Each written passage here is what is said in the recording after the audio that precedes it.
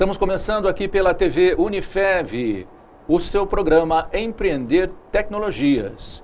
Nós chegamos até você no canal 55, nosso canal analógico, e também no canal 53.1, o nosso canal digital. Todas as semanas, o programa Empreender vai ao ar nesse horário, trazendo informações importantes sobre as novas fronteiras do conhecimento e das tecnologias. E hoje nós vamos conversar um pouco sobre novas tecnologias de informação e comunicação, ou seja, como é que isso vem adentrando o ambiente escolar, vem adentrando o processo de ensino-aprendizagem. Para conversar conosco sobre esse tema, eu recebo aqui nos estúdios do Labim o professor mestre André Teruya Eichenberg. Ele que é mestre em comunicação e semiótica pela Pontifícia Universidade Católica de São Paulo, PUC São Paulo, e graduado em arquitetura e urbanismo pela Universidade Paulista Júlio Mesquita, a Unesp. É professor dos cursos de arquitetura e urbanismo, comunicação da Unifev e coordenador do curso tecnológico de produção multimídia. Recebo também o professor Eric de Oliveira Freitas. Ele fez MBA em gestão de projetos pela SOMAI em 2014, graduação em engenharia da computação aqui no Centro Universitário de Votuporanga. Atualmente ele leciona na Unifev, aqui conosco, em cursos de graduação da área de banco de dados e programação.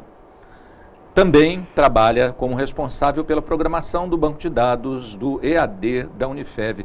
Gente, muito obrigado por responder ao nosso convite, né? É sempre bom estar recebendo pessoas para falar sobre essas questões que se tornam, né, quase que permanentes agora na rotina das escolas, né? Principalmente falando do ensino superior. Bem-vindos. Obrigado. A primeira pergunta, o uso das novas tecnologias no processo de ensino-aprendizagem. Quais são essas novas tecnologias, afinal?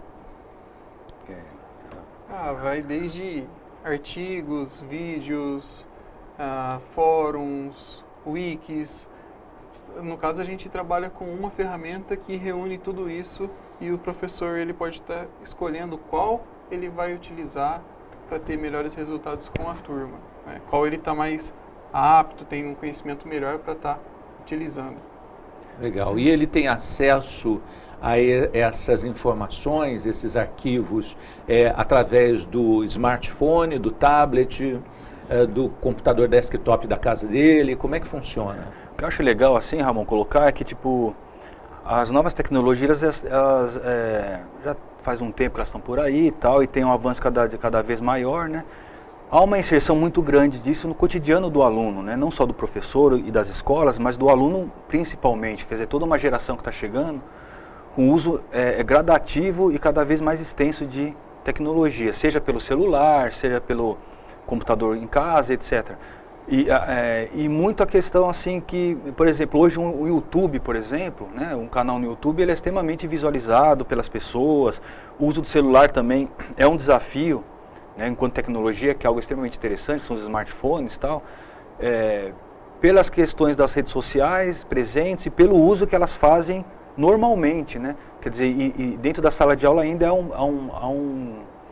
um problema, digamos assim, né? Tem um lado interessante e o outro lado que também dispersa o aluno para outras questões.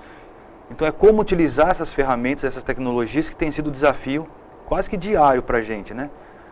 Sim, mas o André, os professores, né? Como é que eles estão reagindo a essa inovação toda? Eles têm temores? Eles procuram a aprendizagem e o manejo? Querem saber como é que faz? Né? Como é que eles lidam com a questão do domínio dessas novas tecnologias e plataformas?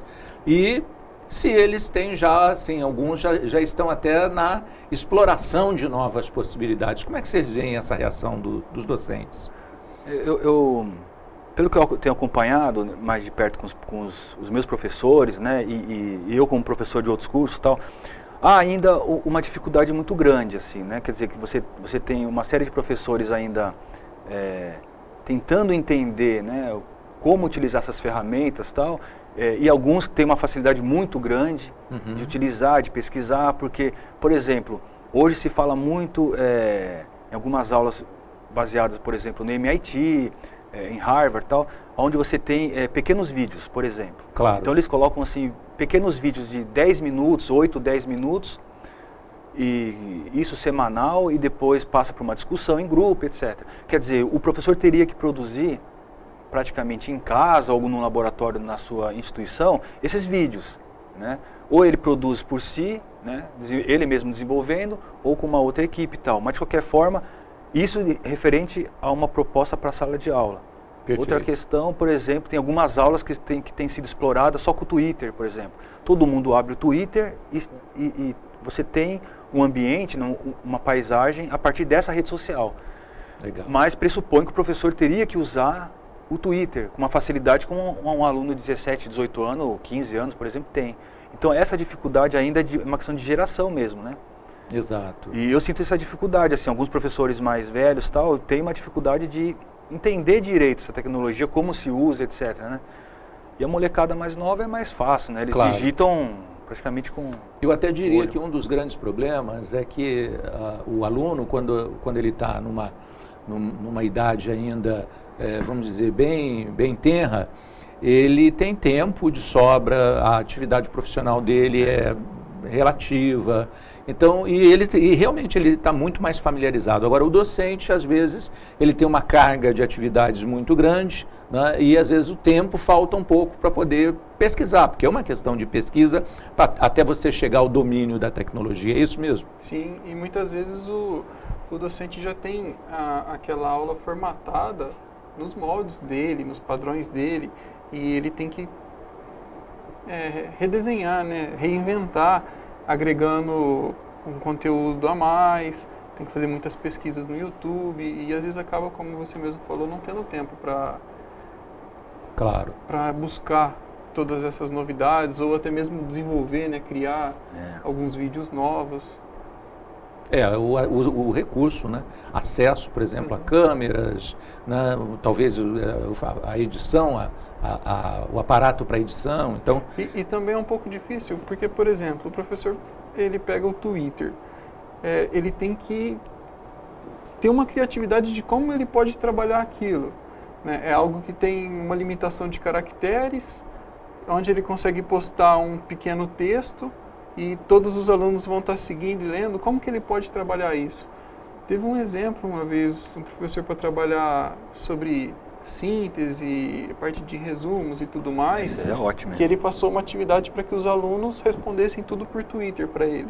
Então a primeira dificuldade era fazer o poder de síntese, né? Eles tinham que dar a resposta dentro dos, se não me engano, são 160 caracteres, 140, alguma coisa assim. Então ele foi criativo em bolar esse tipo de atividade, né? Claro. E é interessante nós nos basearmos assim em exemplos que vê e tentar modificar para acabar criando algo novo. Agora, existe risco de extremos, André, ou o uso exacerbado ou a demonização das inovações? Eu acredito que sim, Ramon, não tem muita solução. Por exemplo, nós estamos assim, num período onde fala-se muito em metodologias novas ou buscar novas metodologias ativas, né? Que é algo nem tão recente, né? Parece que ele vem assim, década de 60, 50, teve algumas experimentações, havia uma proposta de focar o curso em metodologias e tal. É que há uma mudança de como esses alunos estão chegando, para o ensino superior principalmente, e na questão das tecnologias. Então essas metodologias, elas estão tentando fazer essas interfaces e conexões, né? Claro. Colocar o aluno num sentido de atenção, muito mais no sentido de provocação, no sentido dele buscar um pouco a informação, por isso que é ativo, né? Mas eu acho assim, há dois lados mesmo, digamos assim. Ou não uso dessas tecnologias ou metodologias, e aí é um ensino tradicional, que para muitos está fadado a um fracasso mesmo, no sentido que o aluno não quer mais só ir lá, ficar assistindo a aula do professor e dá sono e não tem mais interesse. Ao mesmo tempo, o uso muito forte gera esses problemas, né? Claro. Quer dizer, é muito difícil você utilizar metodologias ativas em todas as suas aulas durante toda uma semana ou semestre. Quer dizer, nós estamos, pelo que eu tenho pesquisado e tentado entender, é um pouco um certo equilíbrio, assim. Claro. Né? Nem toda aula serve no sentido do Twitter, ou nem toda aula nós temos que sair da sala de aula e buscar alguma coisa, senão ele fica algo até meio viciado também. Uhum. Né? Quer dizer, E demonização talvez sim, tem muita gente contra o uso extremo de tecnologia, isso é um problema que vai estar em discussão cada vez maior, né? Quer dizer, o aluno ele usa celular obviamente para tudo, né? Inclusive para colar, inclusive para fazer uma pesquisa rápida e superficial de um determinado assunto, quer dizer, tem muitos lados ainda para serem discutidos, tá? Mas eu acredito que tem problemas também, obviamente, que a tecnologia traz e que essa juventude tem uma facilidade muito grande, eles são muito criativos, né? Muito criativos, eles usam o celular para tudo. Rápido se não for bem trabalhado. Hoje é comum, talvez você passar a fazer um desenho de um gráfico, alguma coisa num projetor ou na lousa, o aluno ele bate foto, antes a gente copiava, desenhava aquilo, né? E que é algo comum hoje, né? O e aluno tirar foto na lousa, e o ato de fazer você acabava aprendendo. Se você bate foto, você não memorizou, não aprendeu aquilo. Às vezes fica só o arquivo fechado no smartphone e depois nem volta a ver o arquivo mais. E ele como muitas fotos que a gente faz, às vezes, né? Ficam lá no acervo, mas você nunca volta a ver. E ele pega pegaria essa imagem da lousa só para estudar para a prova, né? Quer dizer, aí é o mesmo processo anterior, né? Quer dizer, só que em vez de anotar na lousa, pelo menos ele está memorizando aquilo. Acaba se tornando mais difícil, né? Se tornou mais difícil e prejudicial, quer dizer, foi o mau uso da tecnologia. Então, é uma série de lados, assim, né? De se pesar, de se pensar, de se discutir entre os professores e diretores e tal, mas tem lados bem interessantes, né? Eu costumo dizer que é muito difícil você trocar os pneus do carro com um carro andando, né? E na realidade na educação um pouco o que acontece é isso, você tudo bem, introduz as novas tecnologias, mas ao mesmo tempo você tem que produzir ajustes, né? E você tem que desenvolver um conteúdo, né? Você tem que garantir o processo, que ele seja feito de forma correta e a aprendizagem aconteça efetivamente, e ao mesmo tempo você tem todo esse transtorno de ter que observar se a tecnologia está sendo observada da forma correta. Então isso redimensiona tudo o que o professor, que já tinha sob controle a sua estrutura de ensino-aprendizado, ele encontra agora. Ele perde esse parâmetro e começa a ter que entrar numa dinâmica absolutamente nova. Agora, como é que está sendo a utilização da plataforma Moodle como extensão da sala de aula? Como é que está sendo isso? Está sendo bem aceito pelos alunos? Os alunos foi assim, até espantoso, teve um feedback muito bom, eles gostaram bastante. Na multimídia todos os professores adotaram, né? E foi muito legal. Alguns trabalharam com questionários, outros com fóruns, alguns com tarefas, que são vários recursos que o Moodle oferece. Ele é um conjunto dessas ferramentas. E foi muito bacana a parte principalmente de finalização do bimestre. A gente pôde tirar relatórios de forma mais facilitada, pudemos controlar também a parte de entrega, data de entrega das tarefas, porque tinha data limite e ela fica em vermelho ali, né? Bem grande, e o aluno venceu, não tem aquela, professor, vou entregar amanhã, o sistema fecha, a gente fala, não podemos mudar. E foi muito produtivo, foi legal. Eu acho que bacana assim, Ramon, há um processo, né, de implementação dessas sem dúvida ferramentas e tal. Acho que nesse semestre agora nós adotamos em praticamente todas as disciplinas a questão do Moodle de uma forma mais forte mesmo, né? E o semestre passado eram 3 disciplinas, um ano atrás era 1 ou 2, que a gente foi tentando entender também ela para ver o que funcionaria.